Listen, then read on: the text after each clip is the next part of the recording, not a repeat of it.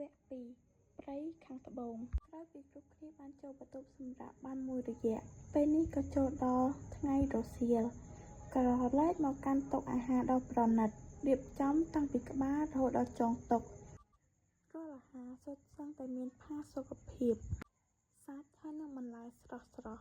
រប់មុខសុទ្ធសឹងតែចេញពីស្នាដៃល្អឥតខ្ចោះរបស់ចុងភៅដ៏ចំណានតាចែកគេនៅឯណាគេមិនទៅចូលពីបន្ទប់ទៀតឬភ្លាមនោះហ៊ីងសូក៏បានមកដល់ហើយមិនឃើញប្អូនម្នាក់គេក៏សួរទៅកាន់មេការធំអ្នកប្រុសទី4ថាបានចូលរួមអាហារមួយពេលនេះទេទៀនម្ចាស់មេការនោះឆ្លើយហ៊ីងសូស្ដាប់ហើយធ្វើមុខងើងឆ្ងល់ប៉ុន្តែគេមិនសួរបន្តហើយងក់ក្បាលបង្វែរចំណាប់អារម្មណ៍ទៅកាន់ប្អូនទាំងឡាយផ្សេងទៀតដែលនៅទីនោះក្នុងនាមជាបងគេហ៊ីសូចម្លែកចិត្តជាខ្លាំងព្រោះតែប្អូនទាំងឡាយសុទ្ធសឹងតែមានអត្តចរិតខុសៗគ្នាឧទាហរណ៍ស៊ូនូអង្គុយញ៉ាំអាហារប៉ុន្តែមាត់របស់គេនិយាយឥតឈប់ឈរចំណែកចុងវ័នដែលអង្គុយក្បែរនោះធ្វើមុខមិនចាប់អារម្មណ៍ប៉ុន្តែយ៉ាងណាគេត្រូវទៅស្ដាប់បកទៅកាន់តុរបស់និកគីហើយនិងស៊ុងហ៊ុនវិញពួកគេទាំងពីរនិយាយសើចសប្បាយយ៉ាងខ្លាំងហាក់ដូចជាមនុស្សដែលធ្លាប់ស្គាល់គ្នាតាំងពីពេលណាក៏មិនដឹងហើយសម្នាក់ចុងក្រោយដែលជាជេនោះគេមិនខ្វល់ពីអ្វីទាំងអស់ក្រៅពីការបរិភោគអាហារហ៊ីសុងឈរមើលប្អូនគេសញ្ជឹងគិតក្នុងចិត្តតែម្នាក់ឯងថាក្មេងអស់នេះពួកគេពិតជាមានចរិតនិស្ស័យខុសគ្នាមែនកាត់ពីតុអាហារបកទៅកាន់សួនច្បារនៃសតវិមានទាំងមូលវិញចែកដែលជារាជយាម្នាក់ចូលចិត្តចង់ដឹងចង់ឃើញហើយនឹងសិក្សាស្រាវជ្រាវអំពីរឿងថ្មីៗគេបានដើរទស្សនកិច្ចជាមួយនឹងអ្នកបម្រើស្រីម្នាក់គយគន់គ្រប់ទីកន្លែងអស់គេសួរទៅនាងតើបណ្ណាល័យនៅខាងណាអ្នកប្រុសទី4ចង់ទៅឥឡូវមែនទេទៀនម្ចាស់ស្រីបម្រើនោះសួរត្រឡប់វិញចែកមិននិយាយគេងក់ក្បាលជាចម្លើយគ្រប់គ្នាញ៉ាំអាហាររួចហើយក៏នាំគ្នាអង្គុយលេងនៅបន្ទប់ទទួលភ្ញៀវខុសគេតែចែកដែលចូលចិត្តនៅម្នាក់ឯងហើយសិក្សារៀនសូត្រនៅលើសាឡុងនៃបន្ទប់ទទួលភ្ញៀវសុងហ៊ុនស៊ូនូរីគីហើយនិងចែកបាននាំគ្នាអង្គុយលេងអុកពួកគេចែកជាក្រុមដោយក្រុមទី1ជេហើយនិងរីគីក្រុមទី2សុងហ៊ុននិងស៊ូនូប៉ុន្តែដោយសារតែក្រុមទី2ពូកែឆ្លោះគ្នាពេកទើបពួកគេតែងតែចាញ់គ្រប់ពេលសុងហ៊ុនមិនបានលេងខ្លួនឯងទេពេលនេះគេធ្វើជាអ្នកប្រឹក្សាដល់ស៊ូនូដោយសារឃើញប្អូនលេងទៅភ្នែកពេកនាយក៏រអ៊ូទាំងទ្រូងបើឯងទៅខាងនឹងដឹងតែគេស៊ីហើយចេះលេងឬអត់ទៅឆ្វេងទៅស៊ូនូមិនខ្ចីចាញ់ត្បកវិញផ្លែតទៅឆ្វេងស្អីគេបើមិនឃើញគេបិទផ្លូវទេមែនបើមិនលេងកុំចេះឈប់រំខានខ្ញុំទៅហើយឯងនេះចំជាក្មេងក្បាលរឹងមែនថាកុំចេះមើលគេចេះលេងហើយល្អដើរទៅចាំមើលដឹងតែចាញ់ហ្មងហើយយោគិតយូរម្លេះបើថាតើគ្មានគំនិតនិយាយត្រង់មកខ្ញុំចិត្តល្អបធុដៃឲ្យបានណារីគីនិយាយញោះទាំងឌឺបិទមាត់ទៅស៊ូនូលែងខ្វល់ហើយក៏បានដើរកាឡាអុកចុងក្រោយក្របអុកឬសូពុកគ្រប់គ្នាស្ចាប់តែស្ងាត់ហើយងាកមើលមុខស៊ូនូព្រមគ្នាបន្ទាប់មកក៏បែរចេញហើយមិនដល់1នាទីនោះទេសំឡេងសំណើចក្អាកកាយលាន់ទ្រហឹងអាហាហាសំឡេងនៃការសើចចំអកនេះធ្វើឲ្យស៊ូនូខ្មាស់ដកមុខក្រហមងាំងនរណាមិនខ្មាស់ខំគិតឡើងយូរចុងក្រោយចាញ់ដដែលសំខាន់នៅស្ដាប់សំឡេងសើចចំអកពីពួកគេទៀតស៊ូនូដកដង្ហើមធំច្រត់ចង្កេះហើយរអ៊ូឈប់សើចទៅមិនដឹងជាហ្គេមស្អីទេគ្មានសប្បាយអីផងឆាហើយមិនចេះលេងខ្លួនឯងមិនទៅហ្គេមស៊ូនូនិយាយឌឺក្មេងឯងនេះចាស់និយាយមិនស្ដាប់អញ្ចឹងហើយឥឡូវភ្លឺភ្លែតនៅសុងហ៊ុនដាក់ដៃគៀកលើស្មារបស់ស៊ូនូរួចក៏បញ្ឈឺគេថែមក្រុមផ្សេងឌឺមិនអីទេស៊ូនូខឹងនឹងសុងហ៊ុនដែលជាបងប្រុសចូលចិត្តញោះគេជាងគេនេះតូចក៏រវាត់ដៃគេចេញរួចនិយាយខ្លាំងពួកគេអញ្ចឹងថៃមិនលេងខ្លួនឯងទៅកុំបានតែអួតហើយយ៉ាបងបកែជាងឯងស្រាប់ហើយតែពេលនៅក្រុមជាមួយអ្នកខ្លះស្ទើរទាំងកពស់ស្ទើរទាំងប្រាជ្ញាទៅចាញ់ហើយវិថីបងឯងទៅចេះតែមកទៅរូបរាងអ្នកដតីអញ្ចឹងហា ហេគេនិយាយត្រូវទេតាព្រាមនោះជ័យក៏ស្រាប់តែលុកមាត់នឹងគេដែរស៊ូនូឮហើយសម្លក់នាយភ្លាមបានហើយកុំផ្ចាញ់គាត់ពេកអីមើលនោះខឹងឡើងហុយផ្សែងហើយរីកគីលើកទឹកមកផឹក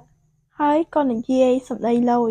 ស៊ូនូទ្រាំទ្រនឹងការដៀមដាមមិនបានស្ទុះងើបតែចេញត្រុយសង្ហ៊ុននិងរីកគីតាមមើលគេហើយឆ្លៀតឮថែមយោកុំដើរលឿនពេកជណ្ដើរខ្ពស់ផងប្រយ័ត្នដួលទៅព្រោះជើងខ្លីៗរបស់ឯងទប់ទម្ងន់ឯងមិនជាប់ទេណាស៊ូនូដើរចេញហើយស្រែកបិទមាត់កំពូលខ្ញុំប្រាកដជាលូតជាងបងមិនខានទេអេបើថាលូតកម្ពស់ហើយកុំភ្លេចឆ្លាតជាងមុនផងណា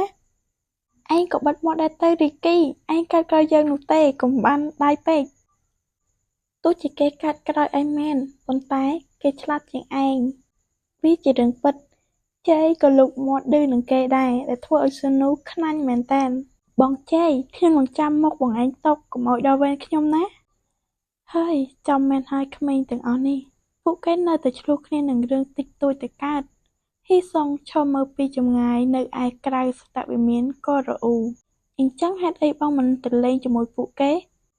ចង្វន់ដែលឈរក្បែរនោះក៏ស្រាប់តែសួរទាំងឆ្ងល់ព្រោះតែហ៊ីសុងក្រោយហើយក៏ដើរមកតាមគេជាប់ជានិច្ចមិនឃើញទៅណាសោះខណៈគ្រប់គ្នាអង្គុយលេងយ៉ាងសប្បាយរីករាយតែប្រុសច្បងម្នាក់នេះបែរជាតាមខ្លួនឥតឈប់សង្ហ៊ុនបែរមកសម្លឹងអ្នកជាប្អូនរួចក៏ញញឹមឆ្លើយបែបខ្លីៗព្រោះតែមានក្មេងខ្លះមិនចង់ចុះសម្រុងនឹងអ្នកដទៃទើបបងត្រូវមកកំដរកុំឲ្យគេអបសុកនោះអី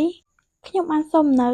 មិនអបសុកស្អីបន្តិចទេខំមកលេងជាមួយហើយមិនឲ្យតម្លៃទឹកចិត្តគេអីបន្តិចសោះអាល្អិតឯងនេះចង្វន់ធ្វើឲ្យគេបង្វិលភ្នែកធុញទ្រាន់បន្ទាប់មកក៏ស្ទុះចូលសន្តវិមានហើយមិនខ្ចីទាំងលាទៀតយ៉ាអាល្អិតឯងហ៊ានឆ្លើយដាក់បងផងហ៎ហ៊ីសុងស្រែកពីក្រោយចង្វន់ទុចដំណើរងក់គេបែរក្រោយមើលមុខហ៊ីសុងចំបន្ទាប់មកក៏លៀនអណ្ដាតស្រែកបែករួចក៏រត់ចូលសតវិមានបាត់សមឈឹងហ៊ីសុងសើចហួសចិត្តក្មេងនេះយប់ដំបូងនៅលើកោះក៏ត្រូវបានបញ្ចប់វាក៏ឈានដល់ថ្ងៃថ្មីទិដ្ឋភាពដំបូងបង្ហាញនៅក្នុងសាលដ៏ធំមួយដោយមានវត្តមានលោកសាស្ត្រាចារ្យវ័យកណ្ដាលម្នាក់គាត់មានកាន់សៀវភៅធំមួយក្បាលនៅក្នុងដៃហើយនេះជាម៉ោងដំបូងដែលទៅណែនាំខ្លួនទៅកាន់ទាយាទទាំងឡាយសួស្តីខ្ញុំឈ្មោះស៊ីមឆាវុកជាគ្រូបង្រៀនមុខវិជ្ជាទូទៅទាក់ទងនឹងចំណេះដឹងផ្សេងៗហើយសម្រាប់អ្នកប្រុសរាល់គ្នាខ្ញុំក៏ជាអ្នករក្សាវិន័យថ្ងៃនេះខ្ញុំសូមនិយាយអំពីច្បាប់ខ្លះដល់អ្នកគ្រប់គ្នាជាមុនសិនហេនៅទីនេះមានតែពួកយើងចាំបាច់ត្រូវមានវិន័យដែរមែនទេរីកគីជាមនុស្សចូលចិត្តសេរីភាពគ្រាន់តែឮថាមានវិន័យគេលួចស្អប់មុខគ្រូតែម្ដងត្រូវហើយព្រោះតែវិន័យនេះមានតាំងពីជំនាន់ដំបូងមកម្ល៉េះគ្រូឆាវុកតបវាជាច្បាប់ដែលបង្កើតឡើងពីទាយាទជំនាន់ទី3នឹងមែនទេចែកនិយាយត្រឹមត្រូវហើយអ្នកប្រុសទី4ពិតជាមានការចងចាំល្អហើយក៏ឆាប់ចាប់ព័ត៌មានថ្មីបានលឿនមែនដូច្នេះខ្ញុំសូមនិយាយបន្តអំពីច្បាប់សម្រាប់ទាយាទទាំងអស់គ្នាដែលស្នាក់នៅទីនេះ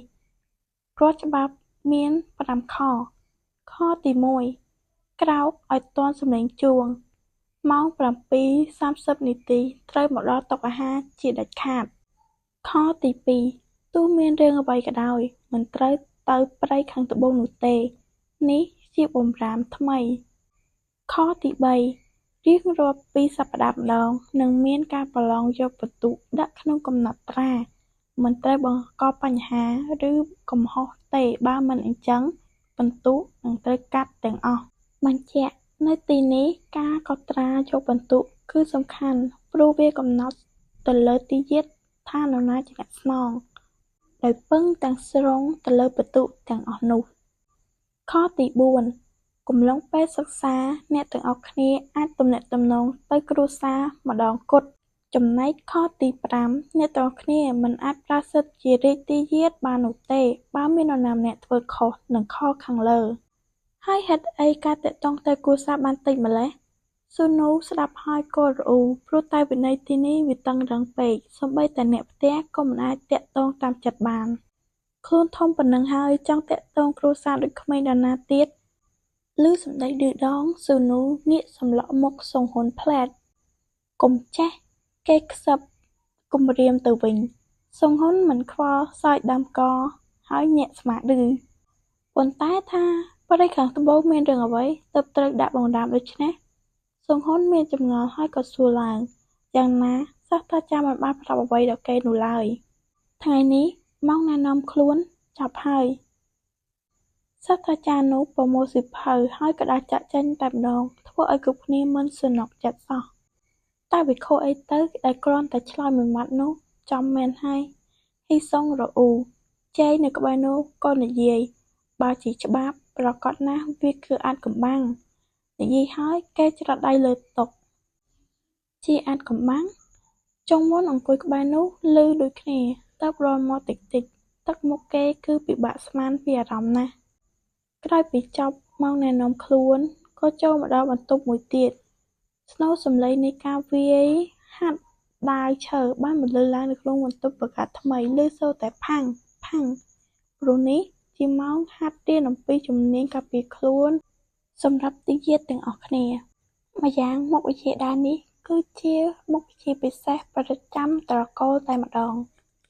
ចុងប៉ុណ្ណាឯងសាករៀនទៅបើឯងមិនរៀនអីចឹងមិនចេះទេគ្រប់គ្នាសុទ្ធតែរៀនជំនាញមួយនេះហេតុអ្វីឯងអត់មិនដែលរៀនទេឬនៅភ្លាមនោះស៊ូនូសួរទៅកាន់ចុងវន់ព្រោះតែឃើញគេអង្គុយស្ងៀមមិនចង់ហាត់រៀនតាមអ្នកដទៃទាល់តែសោះចង្វន់ដកដង្ហើមធំរួចក៏ឆ្លើយវិញបែបមិនខ្វល់អីច្រើនថាព្រោះមិនចូលចិត្តមិននឹងរៀនដើម្បីអីទេទោះជាមិនចូលចិត្តក៏ត្រូវតែរៀននេះជាច្បាប់ឯងគ្មានសិទ្ធិតវ៉ាឡើយសុងហ៊ុនដើរមកជិតប្អូនទាំងពីរហើយនិយាយបញ្ជាក់ចុងវន់គ្មានជម្រើសអីបានត្រឹមដកដង្ហើមធំគេមិនចង់រៀនជំនាញនេះទេវាធុញទ្រាន់ហើយការហ្វឹកហាត់ក៏ពិបាកខ្លាំងទៀតក៏លេចទៅកាន់ជ្រុងម្ខាងនៃបន្ទប់ហ្វឹកហាត់សុងហ៊ុនអង្គុយនៅជិតជ័យហើយនឹងចេកឲ្យបានជិតគ្នាម្ដងសុងហ៊ុនក៏និយាយឡើងទាំងឆ្ងល់ចេកតែពេលអាហារពេលល្ងាចឯងបាត់ទៅណាមិនឃើញឯងទៅញ៉ាំសោះពេលយប់ក៏មិនឃើញឯងទៅរកអីតែឯងបួសមែនទេទៅមិនញ៉ាំអាហារពេលយប់នោះអេឬមួយឯងសិក្សារហូតភ្លេចរឿងអាហារអស់ហើយនេះឯងត្រាស់ដឹងមែនទេអស្ចារ្យមែនតើចេកដែលមិនចូលចិត្តនិយាយច្រើនលើពាក្យទាំងអស់នោះគេបានត្រឹមឆ្លីថ្ងាស់ជាមួយនឹងទឹកមុខហត់នឿយយ៉ាងណាគេនៅតែនិយាយឆ្លើយតបដដែលនឹងមិនមែនយើងបួសនោះទេតែពេលឃើញមុខឯងញ៉ាំអីបញ្ចូលអូមិននឹកស្មានសោះថាមុខរបស់យើងនេះធ្វើឲ្យឯងឆ្អែតបានតើយើងសង្ហាដល់ម្លឹងមែនទេចេះខួសចិត្តគេដកដង្ហើមធំហើយក៏ងាកមុខចេញសុងហ៊ុនធ្វើមុខឆ្លេឆ្លាហើយងាកទៅសួរជ័យវិញតើមែនឬអត់យើងសង្ហាណាជ័យដកដង្ហើមធំគេអោបដៃឬក៏តបមែនហើយបើឯងបិទមាត់ឯងនឹងកាន់តែសង្ហាអ៊ីហើយរូបរាងយើងតាក់ទងអីនឹងមាត់ឈប់និយាយទៅឯងញ៉ាំបានតែស៊ូនូទេល្អយើងមិននិយាយក៏បានតែមើលទៅការហ្វឹកហាត់ដាវអីនេះរីកីគេជំនាញណាស់ថែមទាំងពូកែទៀត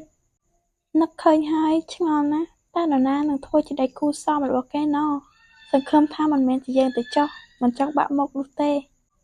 ចង់ដឹងមានតែចាំមើលប៉ុណ្ណោះចៃឆ្លើយទៅវិញឯងក៏គ្មានទំនុកចិត្តដែរ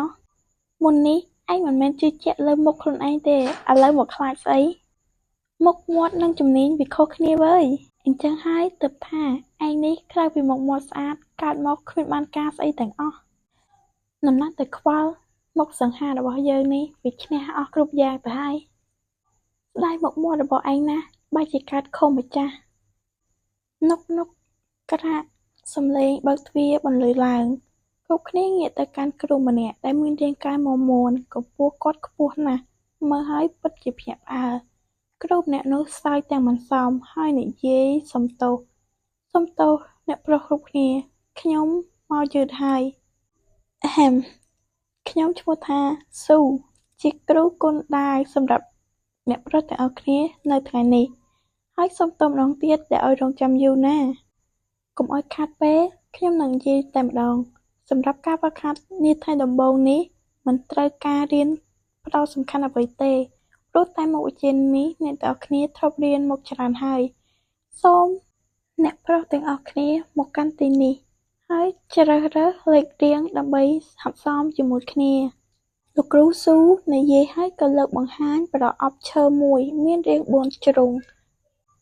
គាត់មើលមកគ្រប់គ្នារួចសួរបន្តតើនរណាស្ម័គ្រចិត្តចាប់ផ្ដើមមុនខ្ញុំរីកគីគ្រាន់តែឮការប្រកួតដូច្នោះស្ទុះទៅមុនគេតែម្ដងគេញញឹមហើយលូកដៃចូលទៅចាប់សន្លឹកឈ្មោះភាពរីករាយរបស់គេធ្វើឲ្យគ្រប់គ្នាដែលនៅទីនោះចាប់ផ្ដើមអារម្មណ៍ហើយបន្ទាប់ពីគេគ្រប់គ្នាក៏ចូលទៅចាប់ម្ដងម្នា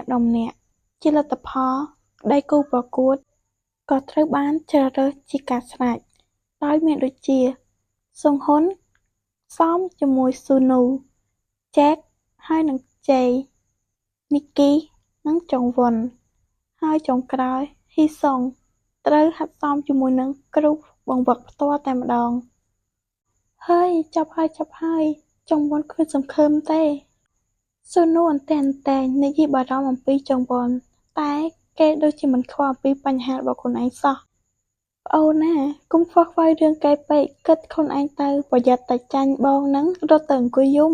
សុងហ៊ុនស្ថិតក្នុងសម្លៀកបំពាក់ហាត់ដាវនិយាយឌឺដងទៅកាន់ស៊ូនូ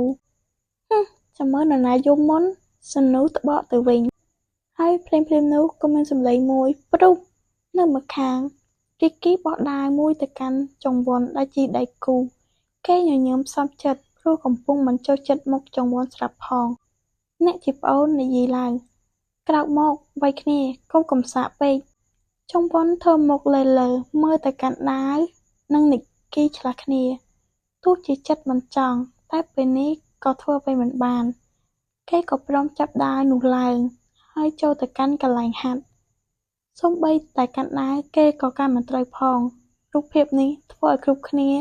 ស្រឡាំងកាំងហើយក៏ងើយឆ្ងល់ព្រោះតែកូនទាំងអស់នៅក្នុងតកូលឃើញនរណាម្នាក់តែមិនចេះប្រើដាវនោះទេលោកគ្រូស៊ូចាប់ពួកគេហើយក៏និយាយឡើងថា1 2 3ចាប់ផ្ដើមគ្រាន់តែរាប់ហើយចាប់ផ្ដើមភ្លាមសំឡេងមួយក៏បន្លឺឡើងផាំងស្រិបដាវឈើធ្លាក់ដល់ដីត្រឹមមួយប៉ព្រិចភ្នែករីកគីចង្អុលផ្លែដាវដែលនៅក្នុងដៃហើយព្យួងទៅកាន់ចុងវុនយ៉ាងឆាប់រហ័សនៅនឹងបំពង់ករបស់គេតែម្ដង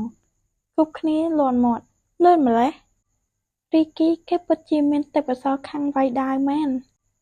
យ៉ាងណាក្នុងតកូលមុខវិជ្ជាធម្មតាបែបនេះហេតុអ្វីចុងវុនគេអន់ដល់ថ្នាក់ហ្នឹងសុកជ័យក៏ឆ្ងល់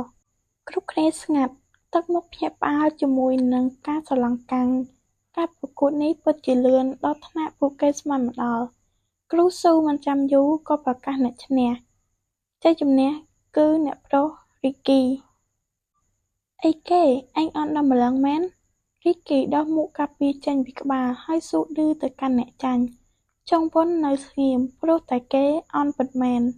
មើលទៅសូម្បីតែកម្រិតសមត្ថភាពក៏កាត់តាមសែនដែរម្ដាយយ៉ាងម៉េចកូនអីចឹងមិនខុសគ្នាសោះឯងគឺពិតជាមិនសមនៅកន្លែងជាមួយនឹងពួកយើងទេ